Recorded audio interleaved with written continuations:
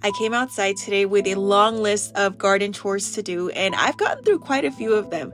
I started off my morning by planting a new citrus tree in my citrus orchard. Next, I added drip irrigation to some new containers for growing in even smaller spaces. And then I swept Fig Alley, my little orchard of fig trees, and added all of the fallen leaves back into the containers to feed the worms in the soil. And in this video, I'm going to show you how I direct sow some seeds. Originally, I had made a list of everything that I could plant, and I was going to go through that entire list with you while going over some of my favorite varieties to grow in the garden. But Mother Nature had other ideas because this is what the audio sounded like. Yeah, it wasn't gonna work. I still want to direct sow some seeds, but I'm not gonna get to sow like a ton of them today. So I'm just gonna focus on the ones I'm looking forward to the most. But I always recommend, if you live in the low desert, checking out growing in the garden because there's a lot more stuff that you can plant. For today, I'm gonna plant some Kajari melon. There's a lot of different brands that sell this variety. It's a really pretty melon with an orange stripe rind, and on the inside it's green. And some people have compared the taste to honeydew. I don't like honeydew though. I don't know if it's just the store-bought ones that I've bought, but I've never tried a honeydew that I like. This is the only green melon that I actually enjoy, and it's actually one of my favorites. It's really sweet. The melons don't grow very large at all. They're really cute and dainty. The texture's really nice. The vines produce really well, and I can grow it in just about every trellis. I think it looks really cute even in smaller trellises because the melons are like mini melons. I'm also gonna grow some Armenian yard-long cucumber. This is technically a melon. It gets pretty long, but it tastes like a cucumber. So I use it as a cucumber replacement throughout the summer. And these vines produce really well. They look so gorgeous climbing up trellises, and the fruit gets pretty long, kind of heavy at times, but it's really good. The thing that I like about these compared to regular cucumbers is regular cucumbers, if you don't harvest them and they go a little bit overripe, they can start to turn bitter. This one is never going to turn bitter, and it's always going to have a little bit of an extra crunch, especially if you don't wait too long to harvest them. Sometimes I harvest some that are like 24 inches long, if not longer, and this is my favorite cucumber to grow ever because it's really the most successful cucumber that I've had here in the low desert. And then and last but not least, I'm going to be planting some Seminole pumpkin. This is a pumpkin variety that's supposed to do really well in heat. It's a C. moschata, right? I don't know where it says it on here. This one's supposed to tolerate heat a little bit better, and it's supposed to be more resistant to vine borers. I didn't experience vine borers for like the first 2 years of gardening, and then my third year, I saw them popping up everywhere in the garden, and they took down several of my pumpkin vines. So I'm going to plant some of this one in hopes that it'll perform good for me. But I'm going to make tags for the 3 of them, and then I'll start spreading them throughout the garden. Before I put any seeds in the ground, I always make sure to make tags for them. And the reason for this is because it has happened to me so many times in the past where I say I'm going to remember exactly what I planted, where I planted it. And I do for like the first few days, or maybe sometimes if I'm lucky, the first few weeks.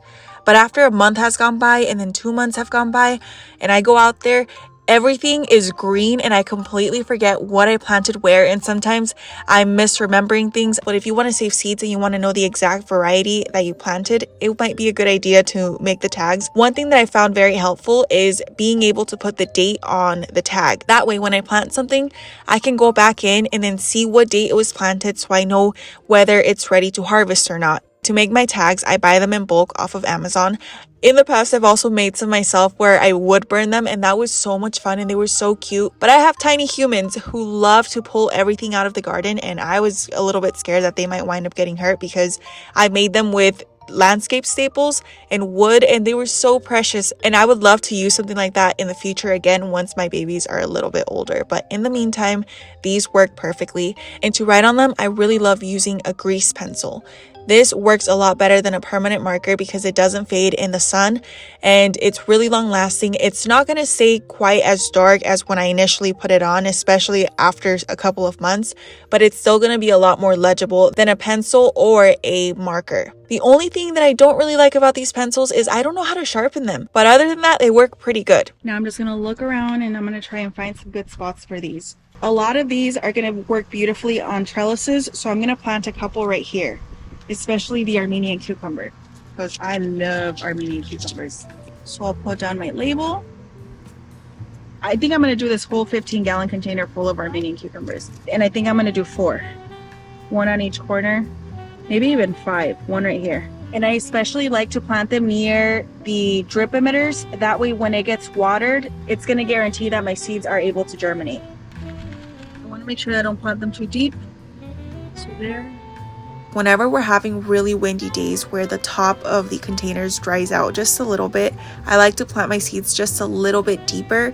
That way, even if the top inch or so of soil dries out, my seed is still going to be deep enough to where there's a little bit more moisture in the soil and it can germinate a little bit easier. The difference is if I'm going to be planting it a little bit deeper, I'm not going to be burying it quite as deep, which means I'm going to just put a little bit of soil on top just to cover up the seed, but just enough so that it's still able to pop out very easily. This especially helps whenever I've recently topped the containers with a little bit of compost because it's extra fluffy. Something else that I've found helps me out with the germination of my direct sowed seeds is not planting them together inside of one hole, because that's what I used to do, but then I would realize that both seeds were readily available for critters to find them right away. So instead of planting 2 seeds in one hole, I just plant them near each other just in case one doesn't germinate, the other one is in a very close spot, but they're not right up next to each other, so that if something wipes one of them out, it's not going to find the other one nearly as fast as it would have previously. The Kajari melon is nice because I can plant it really anywhere. And I think I want to have it grow up some of these grapevine trellises.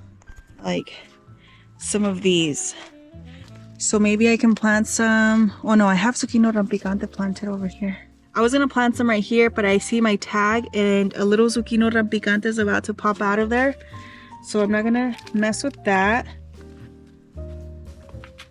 But maybe over here on this side of the trellis, it would look really nice and lovely. So here's what I like to do.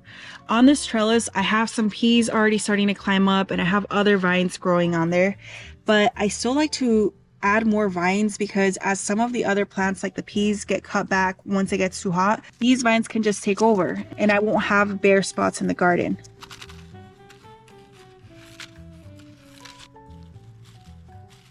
Planting seeds is so much fun. That's why I wanted to end the day doing the thing I enjoy the most. I was about to cut this little clip out until I noticed my ruby red grapefruit and improved Meyer lemon tree in the background, and they look beautiful. Seminole pumpkin. I had a lot of radishes in this area. You can see a few of them popping up right there. They look really nice. So I'll probably pop in 1 or 2 Seminole pumpkins right here and they'll start growing up the trellis and they'll just kind of get lost within the grapes. So we'll have bunches of grapes and some pumpkins dangling down.